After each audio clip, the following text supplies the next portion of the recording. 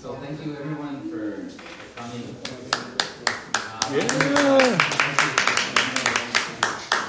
My name is Maceo Montoya, and I'm the editor of Huizache. I want to thank Josiah and Medicine for Nightmares for hosting us. This is always just a really special place to come to. Been at some incredible readings, and so when Huizache were lining up the events to celebrate its release, I knew that I wanted to have an event here for Huizache's 10th issue. I also want to acknowledge, I guess when I took over as editor, I worked with Dagoberto Gil, who's the founder of Huizache. He founded it in 2011 at the University of Houston, Victoria. And he created just some beautiful, beautiful issues. And I remember the first one that I purchased, I think it was the third issue, and just how special it felt to hold in my hands and to thumb through and look at all the incredible writers. Many of whom had storied careers, and I recognized their names, and then others who I was introduced to for the first time. I've always loved that about Huizache, how it has established writers, but then writers who this might be their first publication. And I was kind of amazed when I took over as editor, some of the writers that would appear in the submittable, right, in the list of submissions. And one of the ones that this time around just killed me was I saw Achy Obejas that submitted something. It was just so wonderful to see someone's work that they've been developing, and that we get to be some of the first eyes to read it, and then to have the chance to publish it. So really excited that Achy's here today. And the idea of this beautiful object, I think Dagoberto had that vision, and it's something that I wanted to continue and even to expand upon. And so I teamed with the designer, Stephanie Sauer, and we talked about just what Huizache could be, and different ideas that we had. And so we were lucky to have Helena Maria Viramonte, a legendary Chicana writer. She doesn't publish that much. I think she just labors over her work, and she shared an excerpt of her novel in progress. And so we wanted to pay homage to her. And so just in case you have the issue but you didn't take off the dust jacket, it turns into a poster. Yeah.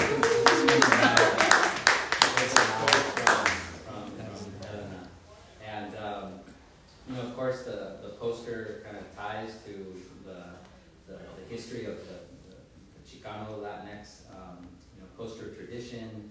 And now that Huizache is in California, really just wanted to kind of bring all these ties together. I also asked my dad, Malaquias Montoya, who has a wonderful exhibition at the Oakland Museum right now, if he would design a Huizache tree. And he still can't pronounce Huizache.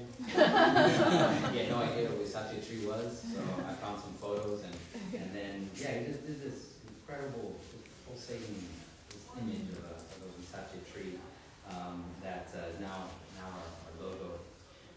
I also, it was really exciting to bring aboard writers, friends, writers that I admire as co-editors. Javier Puerta and Leon Salvatierra are the poetry editors, and then Caribbean Fragosa, who's an incredible writer. She's the fiction editor. And so really excited to share tonight's lineup. I didn't discuss with anyone who was going to go first, and so I think I just put everyone in alphabetical order. I mentioned Achy and just my admiration for her work, and I'll just read this brief bio.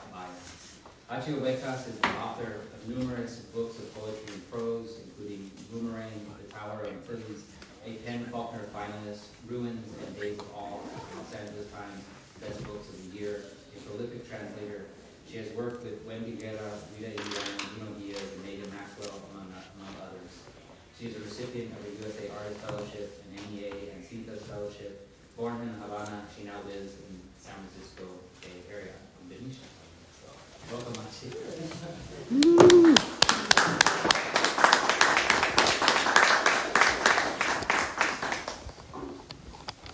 Thank you for coming today.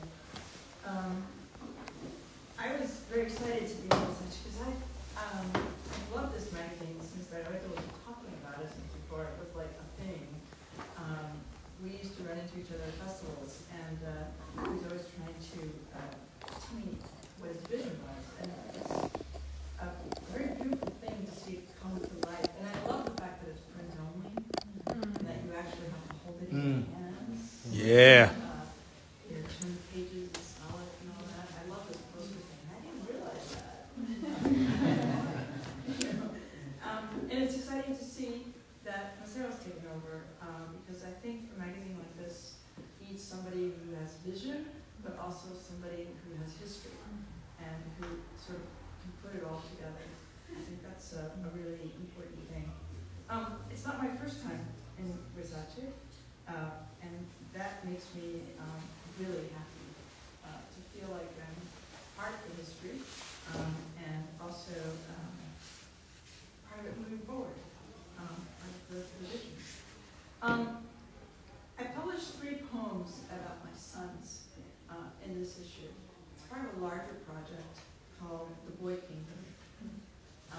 It's going to be a bilingual collection published next year by Keeping Press, which did Boomerang, my last one. They did a really great job. I'm excited to see what they're going to do with The Boy Kingdom. Anyway, these are little prose poems. I'm going to read 3 of them, then I'm going to read something from Boomerang. They're all entitled, so I'm just going to roll from one to the other. Hope you bear with me. I have a son, my youngest, who can destroy the lakes and wetlands of Asia. He can summon earthquakes, tsunamis, and landslides because they come from him. They rise in him. They often threaten to take him down far away. I have a son who will punch Pythagoras on the playground, make Paul the Apostle cry for all the damage his adulthood will inflict on young and old for centuries untold. I wait all day for signs, the goats sprinting for the hills, cats chasing their own tails, the hot rain on my head, texts that say, come and get him, save us. It's normal to be born out of sorts and not know it, I tell him. But what he's noticed are the boats on the water, the boats equipped with smaller boats, fleeing, and even smaller boats. I have a plan, though I know my options are limited. First, we need to do something about the receding seas, the exposed reefs, the sea bass, the bluefish and red mullets fluttering on the now unreliable shores. When we brought him home, his progenitors had shared and divided, exchanged prisoners on either side, burned the fields. It was the best way for them to start again. We went to him with bare arms and looked. There was no clap of thunder, no spleen calling to spleen. We shrugged. I waved. He seemed about the length of my finger. No one declared, I'm your real mother. In late May, we dig in the garden, unearth a rusty toy truck about as big as his torso. A sharp metal flap slices his hand when he tries to hide a palm full of blood. At night, wild turkeys, coyotes, and skunks come to visit. He's thinking of them when he digs a little hole with his good hand, the ungloved hand, and points the gusher to top the hole red. He will make them his when they drink it, especially the coyotes. He's already in tune with their high-pitched howling. He cries out the window each night, I'm here, here. When his shadow finally falls on the bed, dejected, abandoned, I tell him the whole world can be his. But he is so angry now, and tired, and he barks and growls into his pillow. Once, it must have been June, he entered a pool by raising his legs, his legs bound. Then he climbed up the sides and out and sat gripping in a chair and laughed. His eyes gleamed, his lips shone. I could make some more cool holes, he said, with a wave of his free and now healed hand.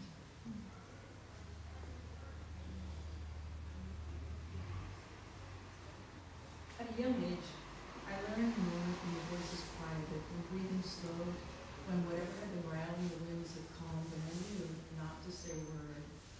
I was lost from time to time. I was like that. Always thought I knew what was uncovered in the clouds beside it. My youngest son holds a bouquet of white fuchsia bulbs and says, I love this beautiful flower. I love the sunset. My oldest says, I love the sea.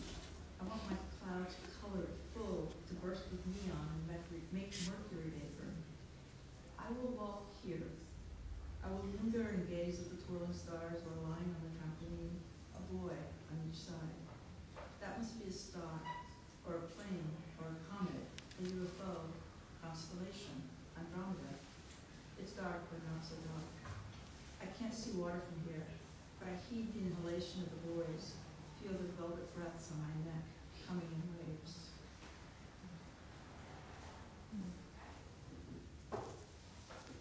When I talk in Spanish, my eldest boy looks at me as if I'm dancing with the dead. We're both deaf then.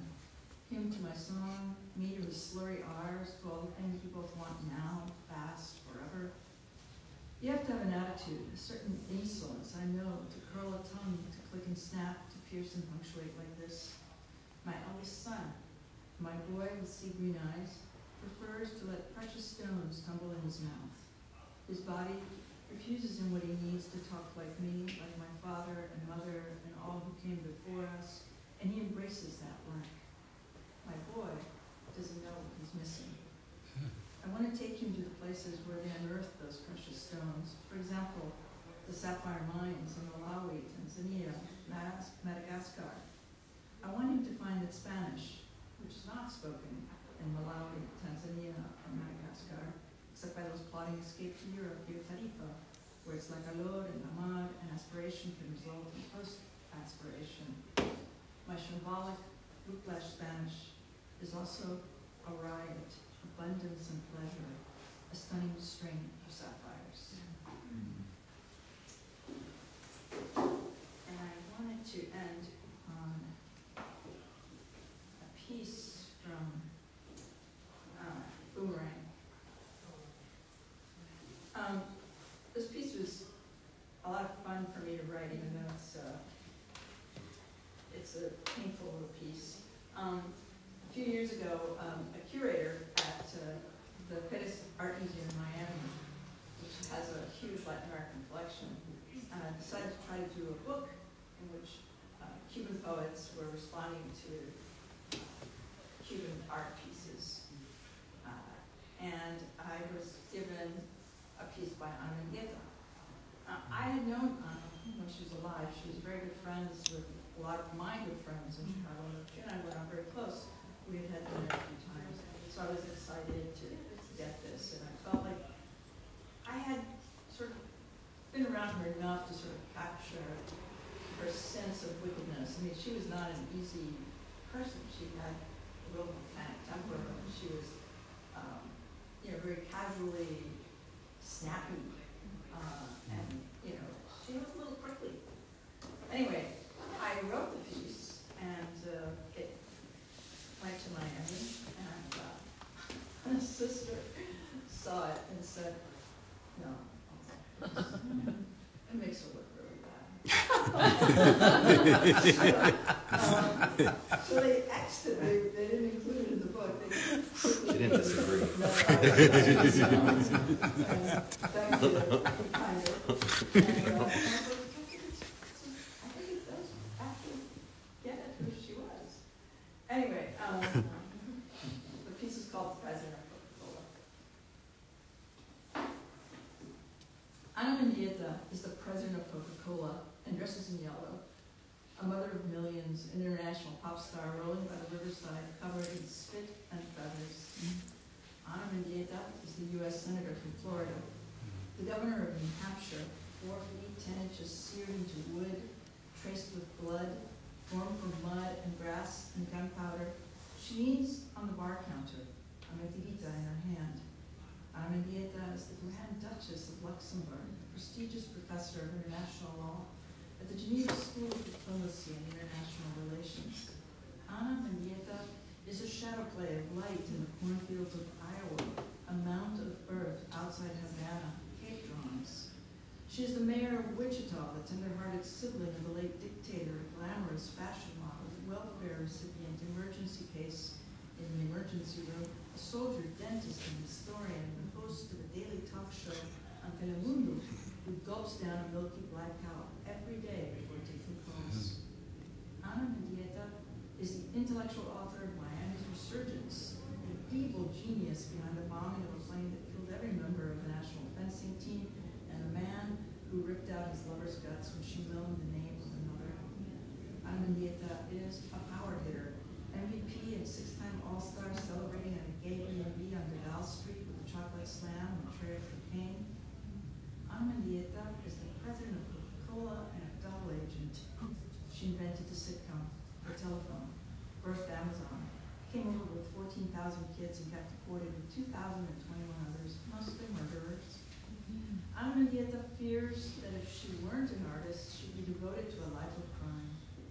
Ana Mendieta is subject and object. She's overwhelmed by feelings of being cast out of the womb, from the island, from exile. Ana Mendieta is the target of racism and a particularly fierce misogyny. She has a wicked cackle, a cruel flutter of hands. She swallows a dark and dirty, and an eye of the storm, a fucked up float. Ana Mendieta is the goddamn president of Coca-Cola, and she's both gleeful and embarrassed by the millions she earned, but also keen on what all that money can do. She's on the outside looking in, and so in with the in crowd. Ana Mendieta is alone. She pushes and presses her face against the glass until there's a tiny hairline fracture that snakes back and forth, and the glass separates so she can pop each piece with her fingers. Ana Mendieta is the youngest of all, the last to open her eyes when Earth was created. She's the feminine ideal, the masculine ideal, the non-binary ideal, inspires lust and fruitfulness. She loves handheld fans and mirrors and is constantly dipping her fingers in honey jars. Ana Mendieta loses interest quickly.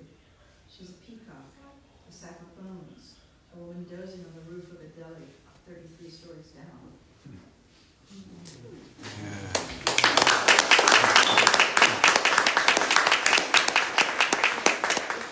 One little tiny note. Ana died because she fell or was tossed out a window by her then husband, Carl Andre, and he was charged with the murder and surprisingly, shockingly, of course, found innocent. Today, Carl Andre died, and I, frankly, am pleading to God and have soul celebration. Thank you so much for doing this.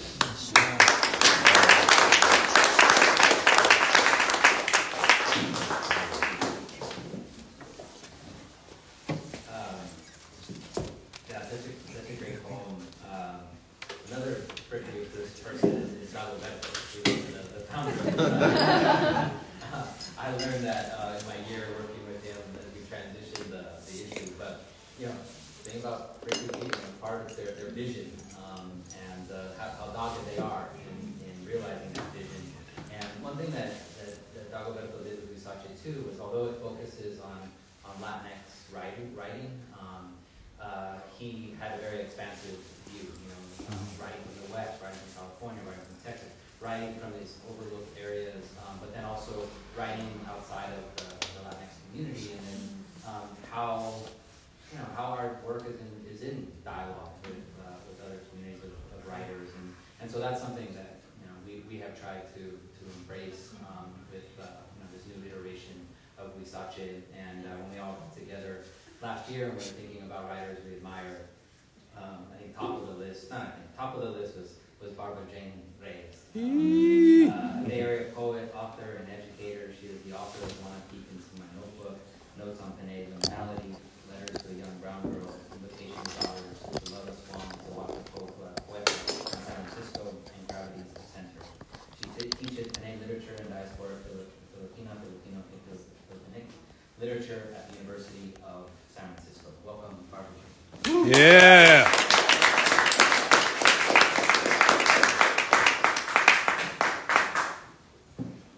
Having me.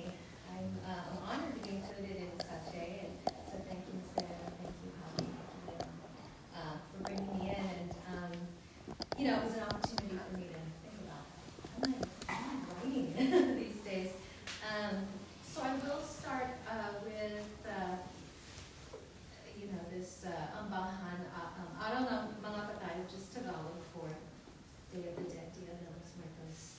And ambahan is it's a Philippine poetic form, which I've never written in Filipino form before, which is odd, I guess. So this was kind of my first try at it.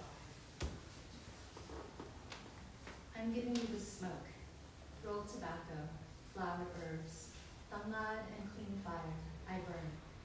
Sandalwood incense, I burn. Crackling pine branches, I burn.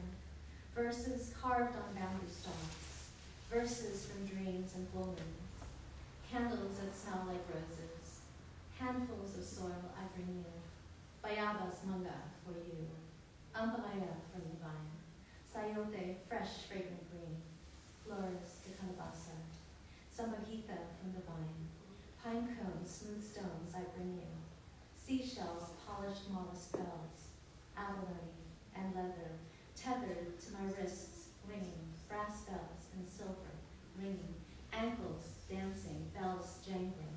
Seed-filled gourd, shaking, shaking. Amping, I bring you. Virgin Mary prayer cards. Sacred Heart, rosario. Silk-threaded pearls I bring you. Slick mahjong tiles I bring you. Swishing, clacking on soft cloth. Silver coins and chicken eggs. Bowl with milklet for you. Inaboy and bibinka. I bring you gata, drink, drink. I bring you hot salala. I bring you the softest prunes. Take the brightest songbird song. Take the bird song from my throat. I open my throat for you. I open my hands for you. Take agila from my throat. Take lawi cry from my throat. Sa hangin, nagsisigaw. Sa langit, nagsisigaw. Sa katuan, nagsisigaw. In prayer, yap and holler. In prayer, we sing your names. In tone through hollow rainbow. We give you our lungs. Inhale. This air, this drumming, drumming. Hands cracking, hard souls cracking. Earth rumbling, drumming thunder. In prayer, breastbone thumping. In prayer, drumbeat, heartbeat. In prayer, the body calls. Kapuso, isang mahal. In prayer, we call her name.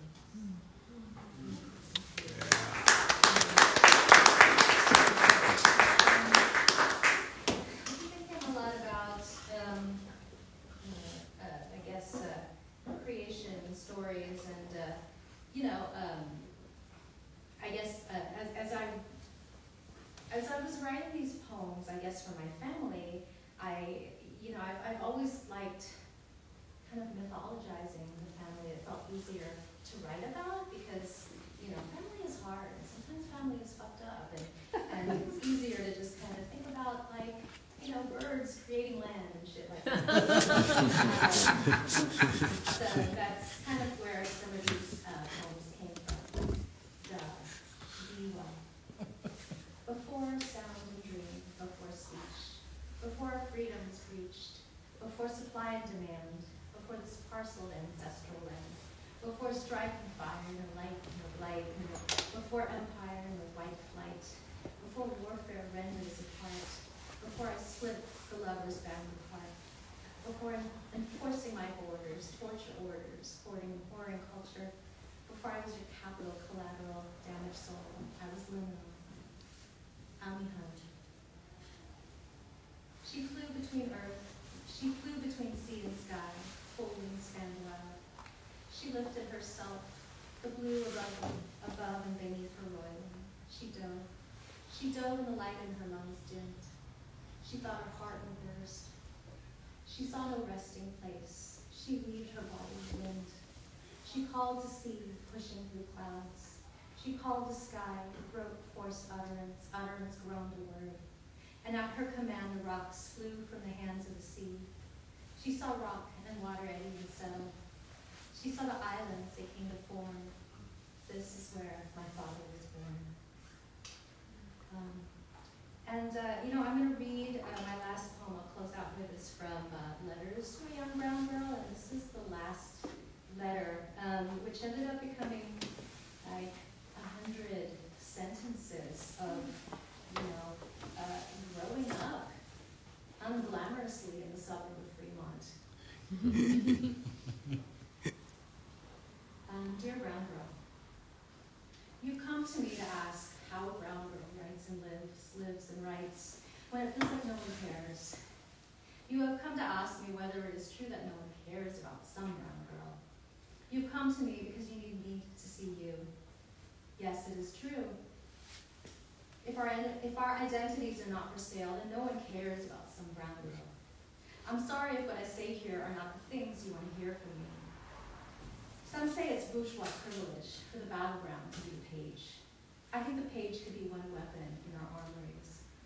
Diversity, inclusion, and multicultural blunt the narrative. Patriarchy and empire disorient. Status and privilege pervert our aim. Let's put those words back on the shelf where they belong. I have no identity to sell. What is mine is precious to me, though others would tell me nothing is mine, not the air in my lungs, not the ground beneath my feet. You may unfollow me on social media if you don't like what I'm saying, and this is okay. You ask for kindred words from me, because like you, my ancestors' words are slowly losing their ground. You have come to me fearing kapwa, hoping I could allay this fear. You have come to me seeking kapwa, hoping I could clarify the sight. I learned that kapwa is seeing the self in others. I think of kapwa as a sanctuary of shared selves. Speakers of our elders' words do not wish to see themselves in the flushed and stuttering selves we've become. We can't find the correct idioms fast enough. We no longer know the correct accent marks and glottal stops. We came of age here, silent, witnessing kapwa's erosion and erasure. You want me to affirm that the proper response is outrage. You want me to affirm your outrage. Yes, there is outrage, a heat in my blood. It is a silent, slow, and steady burn. But there's so much sadness being so torn from my elders and kin. But there's so much noise, so much shouting above the shouting. This is where we start shutting other people up, deciding who gets to speak and what they get to say. This is where we assign a price to voice and who must pay in order to speak. This is where we come to buy and sell voice, and then voice is only for those who can afford it. This is where we invent adages about voicelessness, and we continue to shout the things other people are shouting. And we continue to shout, and it becomes easy to ignore all of this shouting. And we continue to shout, and it becomes easy to pretend nobody is shouting. I want to think we all resist becoming the thing we are shouting at, though this may not be true. How may we honor this thing called voice, and how can we honor our kapwa? I fear all the shouting depletes our lo'o, which is where the wisdom of our elders has rooted. Conquerors documented this wisdom as superstition, godlessness, and the lore of lowly people, lowly women, and unenlightened people. You have come to me asking that I serve as a beacon, and now I see we had not previously agreed on what needed illumination. We now busy ourselves with curriculum vitae items, noteworthy mentions, hit counters, hyperlinks, and into social media posts from glass ceilings, the dropping of names onto unswept, gum-stuck floorboards which barely cover the dirt. I do not know that our elders envisioned this dim administrative morass for us. You must understand, I thought we came here to discuss liberation, and now I see we had not previously agreed on defining the term together. One brown girl's liberation is another brown girl's bloated bureaucracy, monuments of microaggression, mansplaining, and migraines. One brown girl's woke is another brown girl's mess of vacuous memes and info bites, as if these things were precious clean water during centuries-long drought. Why must one brown girl's words doom another brown girl to erasure? Why must one brown girl's words be buried for being too much, for being not enough, for being unlike everyone else's? Can we return to that world where there is a potential for ourselves to grow something other people, we ourselves, do not expect? We can world build, unorthodox, fierce from our little, bare, unmasked places, using everything we can get our hands on. Remember, our elders were experts at third world improvisation, filling our bellies despite famine, salvaging masterworks from basura. We marvel at how low and few the parts are required for making a masterpiece. Let there be no romance, no artifice here. Our elders' world building gave us life. I now see my late father's love for swap meets and junkyards lived in lens. He took the broken, the throwaways, last year's off-brand items, inkjet printers, scientific calculators, so many lenses and glasses, digital wristwatches, remote control race cars, landline telephones. He disassembled, he tinkered, and reconfigured these into something else. Sometimes you break open the old thing, if only to find that one reusable part. Sometimes he made art, and some won ribbons affixed to their title plates. This was my father's little. Sometimes he failed, and we were left with jagged mountains of parts in his garage. This was also my father's little. He was a master of salvage and scavenge, and we were ashamed of his junk. I want to think this was my father's way of telling us he knew the sheen of prestige in this country dulls. I want to think he knew he could never buy prestige in the first place. I never wanted to agree with him. I fought with him until I could no longer deny. Much evidence was in his favor. I thought all of my classmates lived in accessorized Barbie dream houses. Arranged tidy inside their Barbie dream houses, lemon oil polished dining sets. I thought all my classmates lived matching Tupperware lives. Arranged tidy in their Tupperware, PBJs on uncrusted Wonder bread. They were whole and wholesome, and we were something else. We learned the words for what they thought we were. We took those words into our bodies, and their dull blades hollowed us to incompletion. We were told to translate dia as shame. Others translated as propriety, a dignity that comes from inside that little. And this is a lot different from shame. My father's art pieces were sometimes incomplete, and that itself was a narrative. Let there be no shame in being incomplete. My father's art pieces were sometimes imperfect, and that itself is a narrative. Let there be no shame in being imperfect. I am one of my father's incomplete, imperfect pieces. My father's junkyard scavenge is now my unruly poetic statement, my verse monstrosities, my mixed-up diction. I'm trying to assign it order, but most times it will not abide. People say, why aren't you ashamed? People say, why do you broadcast our shame? People say, why don't you just shut up? People say, why are you still here? People say, why haven't you disappeared?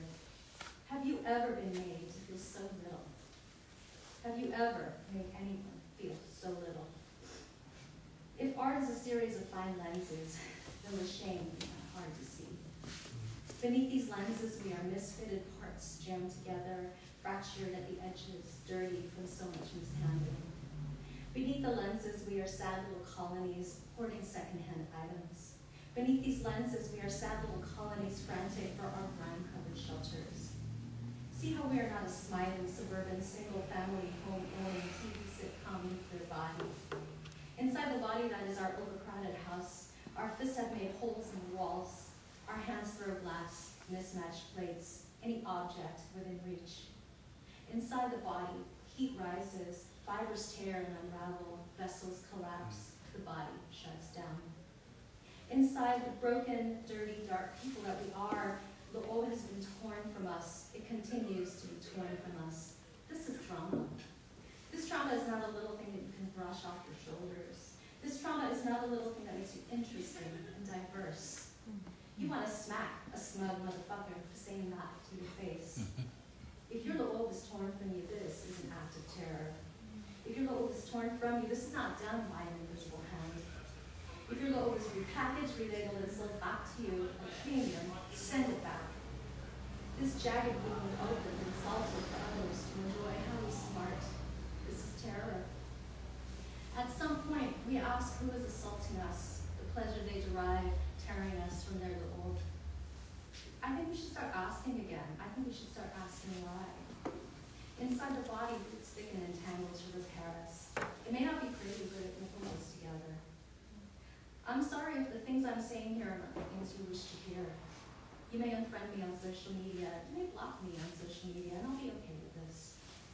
Maybe Lowell translates as heart, but I think heart is only part of that.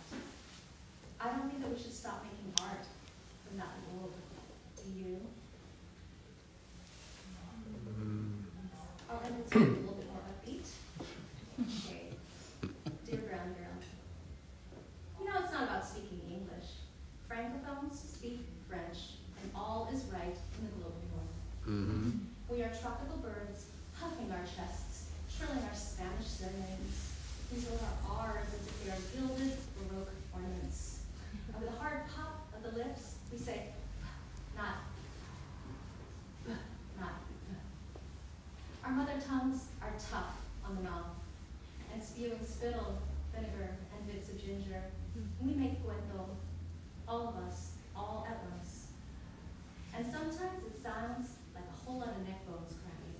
And from those neck bones, everyone's bellies are filled. Our kin build beautiful, soulful somethings from a whole lot of nothing. Our kin forage, and from what is deemed low, we cultivate light. Yeah.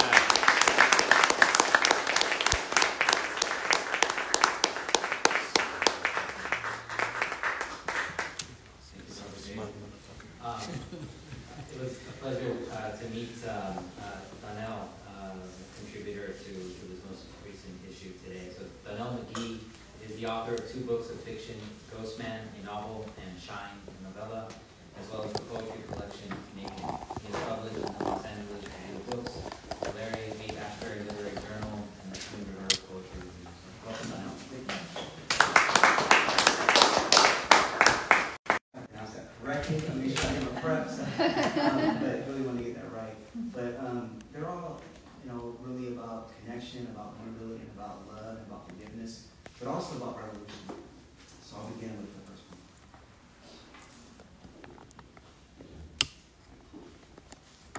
Now I'm going to have to lose my way after the eyes of others. Before her homecoming, Cicely Tyson told us she was a dreamer of audacious dreams. Bold dreams require risk. I thank you, Cicely, for this reminder. Never to lose self in the game, to forgive those who have crossed my line. Even when pride says otherwise, as I live on the fragile edge of humanity. With demons and stories of how I lose my way, on top of the other words that cut, and blows that could explode, and the take back fades. Perhaps I crave redemption, the chance to save self and the other, and I lose my way. Amidst fear, something like a capital under attack, something like the brother in the Jersey moss firing the fatal bullet into Malcolm's chest. Gather around, we all lose our way.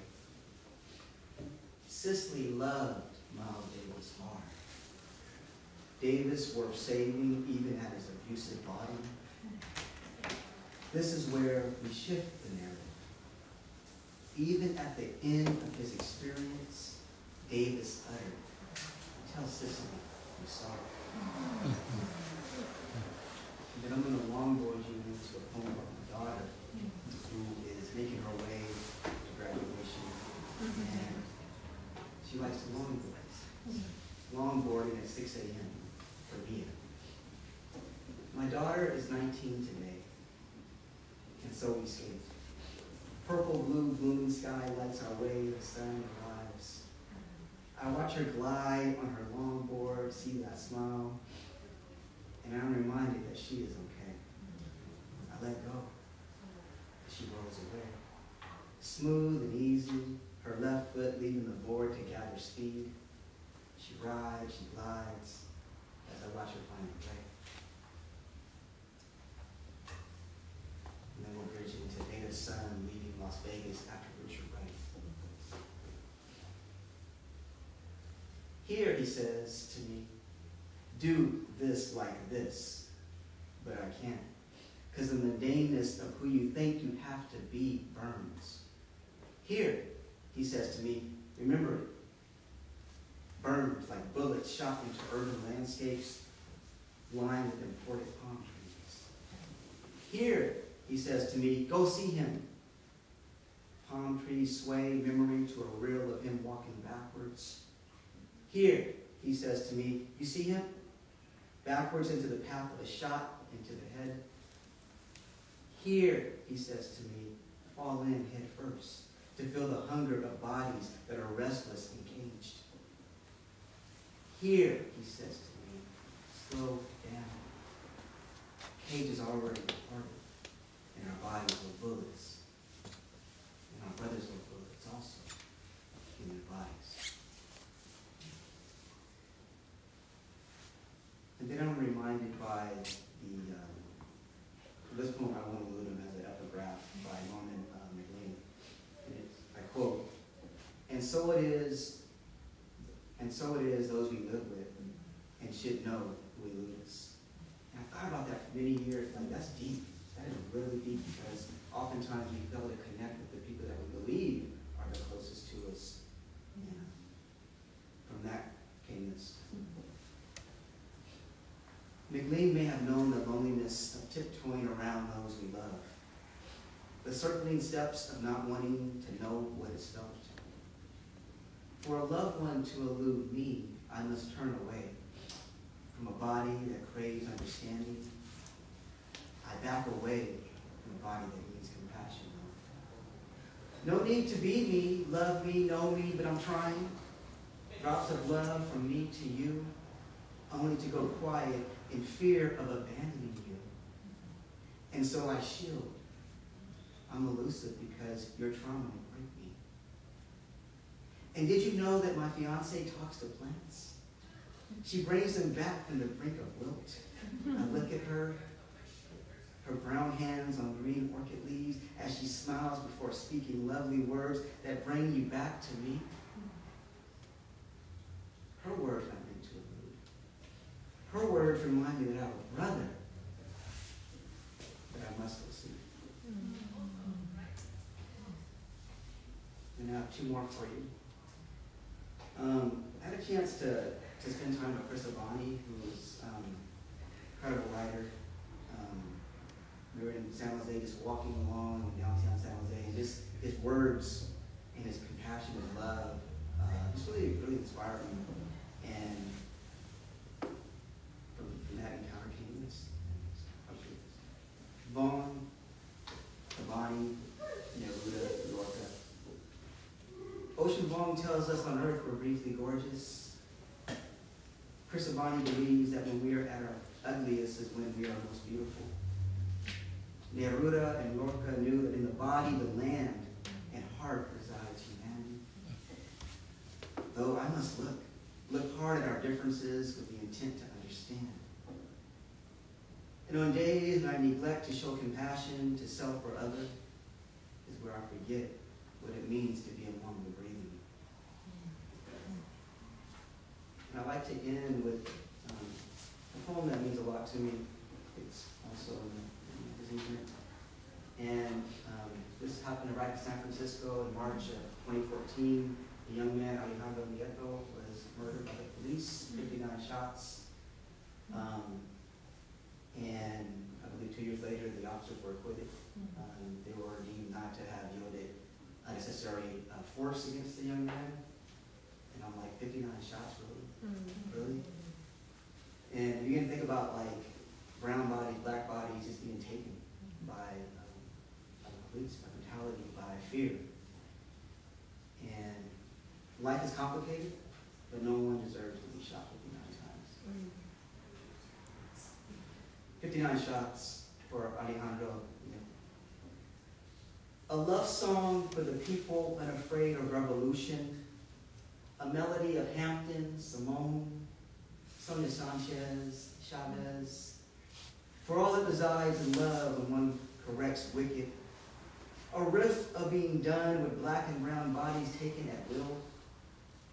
Garner, Bland, Floyd, Rice, Monterosa, Martin, Gray.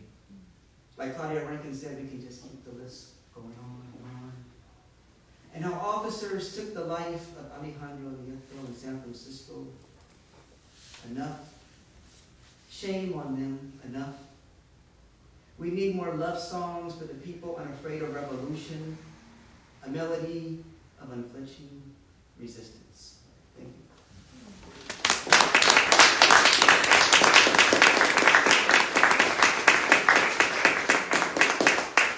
Thank you, Donelle. So the next poet, Joseph Rios, and he's not in this issue. I just love hanging out with Joseph. So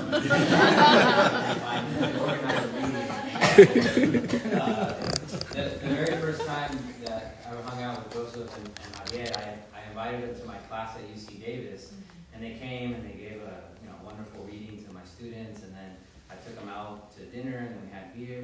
We just had a great time. I met two friends today. And, so then I thought we were going to hang out, maybe another week, a whole year went by, and I had to invite them to my class again. So I waited for the right time, and I was like, I thought we were cool. So then after that, the rest is history.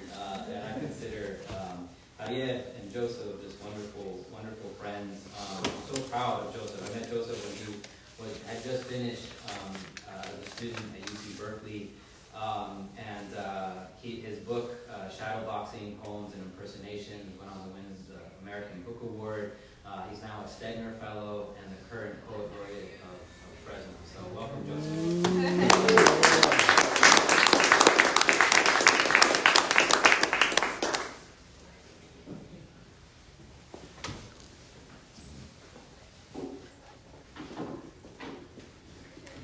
That's for my side of that story.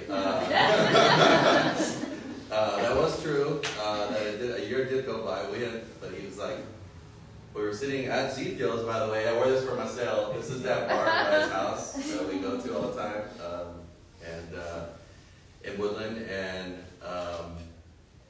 we had me and Javier we had done the talk. We were already like several beers in, and then it was like some angry like spouse or something was like, we have to talk.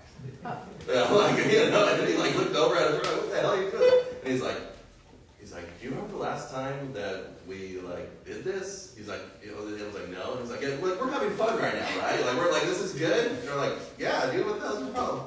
He goes, it's been a year. We're like, really? Oh man, it hasn't been a year. He's like, it's been a year. It's been a year. I've been waiting to do this again. Yeah, but we've done it a few more times since then. But yeah, no, with that in mind too, it's really, I have to express gratitude, especially for the people that are in here that have been, like myself, like Javier, like Donelle, Oscar, Barbara,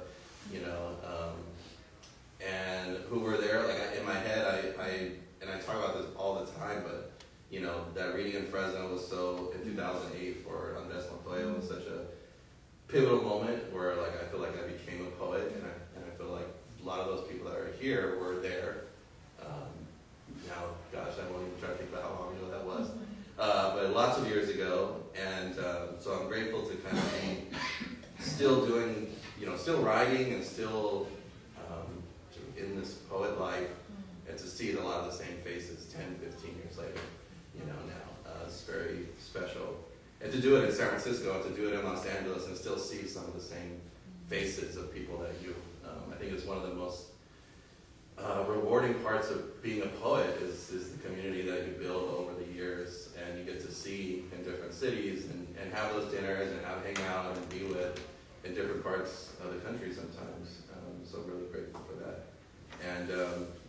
And thumbing through Huizache is a lot like that, when you thumb through Huizache, it's like all these homies are in there, you know, every issue. It's like, or people that you admire and look up to are in Huizache, and it feels very much like a family journal, like a sort of poet family journal that of all the people I admire, like Elena Maria Montes, but also just some of the folks in here who I get to see in the real world and hang out with on a regular basis. And it's really special and unlike any other journal, I think. I'll read a few things. Yeah, some of the stuff is, well, there's one new thing. I think I'll just read that right off the bat. But this is like fresh, it's about as fresh as it gets. So it's very, very new, and we're still workshopping it at the moment. It's just called Ode to the Kids Who Got Me Through It, and sort of a post-pandemic scenario. The kids across the street are gone. The ones packed into their aunt's apartment, their grandma's apartment, the cousin's apartment, sometimes 2 and 3 families worth in one flat. They're gone now, and I never thought I'd miss them. 2020 feels like a lifetime ago. That arrow in the street in front of my house was a schoolyard with so many damn kids pestering me from the fence line. Me, the out of work, sometimes writer using unemployment checks to repair his busted old house. The one with dorky glasses whose college hoodie was the wrong color for this neighborhood. The one so corny, everyone thought he must be a pastor or some shit. When I shoveled the gravel or swept the driveway or dug a hole for the mailbox someone ran over, they begged me to help. Them with their bare feet, diaper butts, dirty fingernails, and red chipped faces. We broke child labor laws together and became friends. I left bags of tomatoes and chilies for their grandmas. I learned all their names, all the kids. I learned their new kittens' names, their dolls' names, and the names of their favorite wrestlers. I dug holes for cats, bunnies, puppies, and laid flowers for grandmothers, tios, and compadres. I learned that Abel with the mullet, no teeth and no shirt, did push-ups every time he remembered seeing his grandpa die. He was shot right there on Easter Sunday while working on his Honda. The gardener eventually swept up the plastic flowers, the candles, the Virgin Mary statues, but it took the city 2 years to finally tow the car away, as if it takes that long for a whole neighborhood to grieve. I'm alone now with a cigarette in my backyard. The trees are trimmed and it's raked the way I like it. Not a leaf on the ground or unwanted weed in the garden bed. The tangerines, though, are overripe and about to shrivel on the tree without the kids' dirty, busted little hands to yank them away.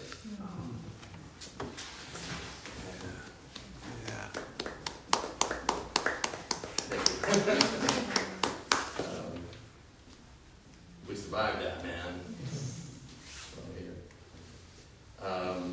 This is a poem, it's an epithalamium, poem for a wedding, and it was dedicated to my friend Jose Olivares and his wife Erica on their wedding. That's all I'm going to say. It's called, I Want to Marry You So Bad. I want to marry you so bad. I'm a pie-sized plant, all abundant with verdolagas, like verdolagas in the summer. My hummingbird ancestors already know your name. The nopales in the garden grow heart-shaped, and my breath is flor de calabaza. I want to marry you so bad, I'm less afraid to go to sleep, and I want to live long enough to see you bathe in the shade of this willow tree. I want to marry you so bad, my credit score is steadily rising. Like a hot air balloon, all romantic, like my financial health, just quit drinking and eating Jack in the Box at 3 a.m. Also, I might give up drinking and eating Jack in the Box at 3 a.m. I want to marry you so bad, I'll drink gallons of green juice and speak more kindly to my mother. I want to marry you so bad, my love has grown as vast and grand as the ocean, and you are the moon lifting the tides and all the boats. The train of your dress drapes over me. I want to marry you so bad, I'll learn to walk on water so we can dance to the barge. The light of your dress is already two-stepping on the waves, my love. Just look how that motherfucker shines. Yeah.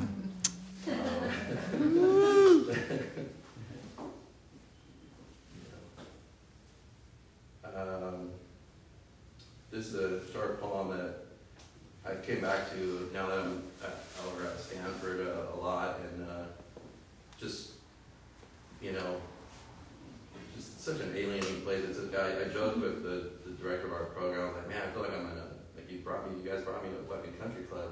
And he's like, hey, don't laugh, man. You are at a country club. And he's like, I'm like, damn. And so I wrote this poem a while ago about sort of, as a poet, sometimes you go to these like fancy ass places and it just, I don't know about you guys, but like I just feel, I feel alienated. I feel like sort of like weirded out, and one of these like retreats. One of these retreat places, summer workshop places that are like at a resort. I wrote this poem, and it's called Another Poem About a Mountain. Another poem about a mountain that wants to be about a Mexican fertilizing the lawn at a ski resort at the foot of a mountain. Another poem about a mountain that wants to be about a Chicano attending a holistic retreat at a ski resort, looking out a window at a Mexican fertilizing the lawn at the foot of a mountain.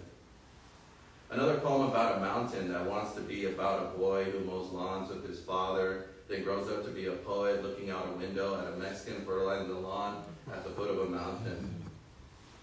Another poem about a mountain that wants to be about a gardener mowing the lawn outside a hospital in Fresno, which like this sits between two rows of mountain, where the boy cried for his father and his brother, the convicted felon with the dog paws on his neck, hugged him for the very first time.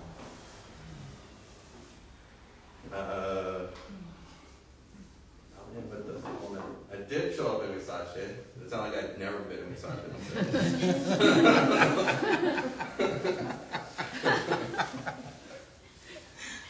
It just was a few issues ago. And maybe you didn't say, oh, I wrote it, I was in Huizache several issues ago, and now I'm getting invited to read finally.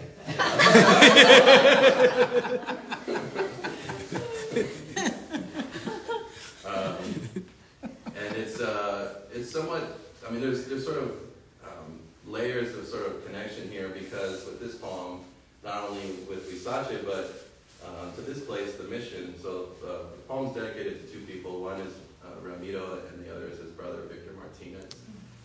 So it's cool that, Victor, he's from Fresno, and but I feel like the mission kind of embraces him in a lot of ways more than, or remembers him in a lot of ways more than they do in Fresno. Because he spent most of his life here. His celebrated book, A Parrot in the Oven, was published while he was living here. I got to talk to some folks, like, you used to play tennis with him here, like Norman, and he's just he just lives in my mind a lot as a writer, just as someone. And then now being at Stanford for the Stegner, looking down at the list and trying to find people from Fresno who have done it before. The last person from Fresno to do it was Victor Martinez.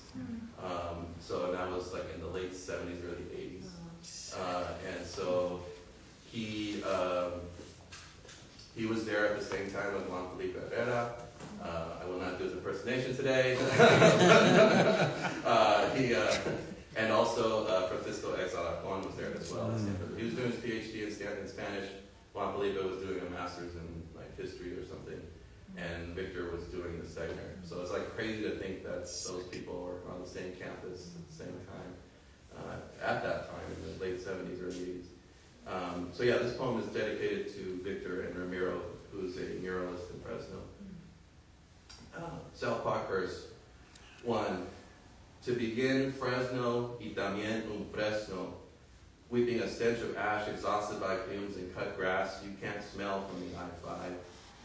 Look beyond Arax's tails at the thumb pressed firmly upon two pruning arms, tearing through the sinuous shoulders of smoking palm fronds you mistake for Fireball, Mendota, or maybe Kermit.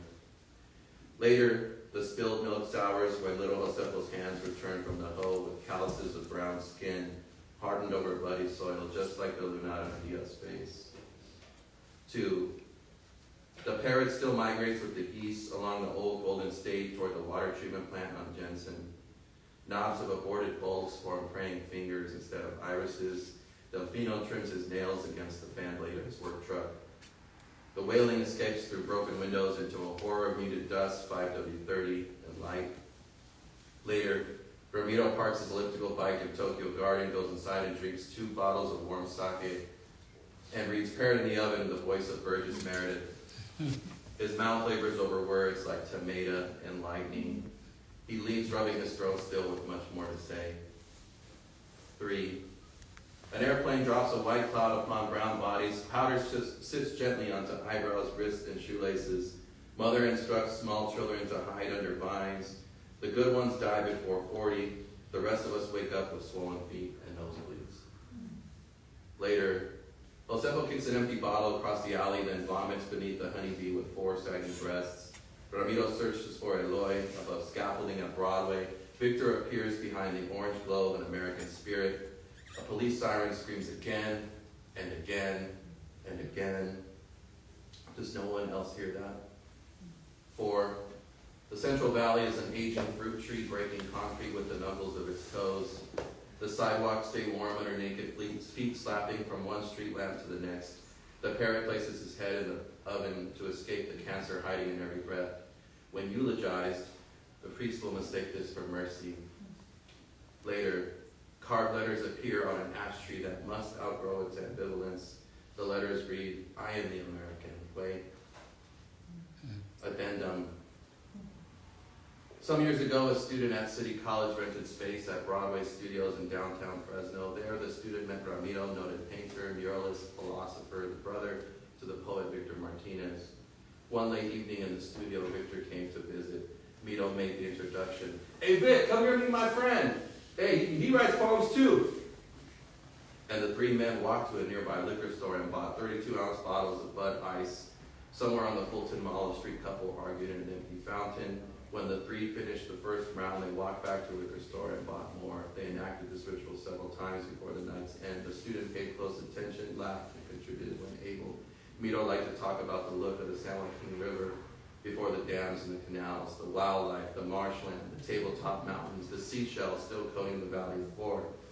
Victor spoke very little throughout the night, but everything he said was in a low glass-packed tenor, like a work truck idling in an oil-spotted driveway, puffing out rhythmic clouds of smoke, of exhaust into the cold morning air.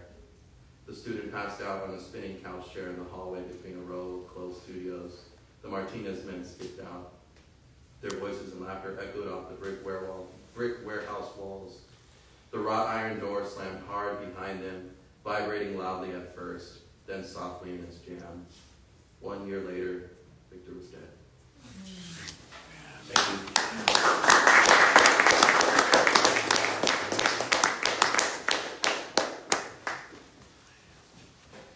So another round of applause for all the leaders. Here available for sale, so make sure to get your copy and take care of it. Yeah, I remember the Queen and homie were talking about all the stories of Victor and Fresno. I never heard of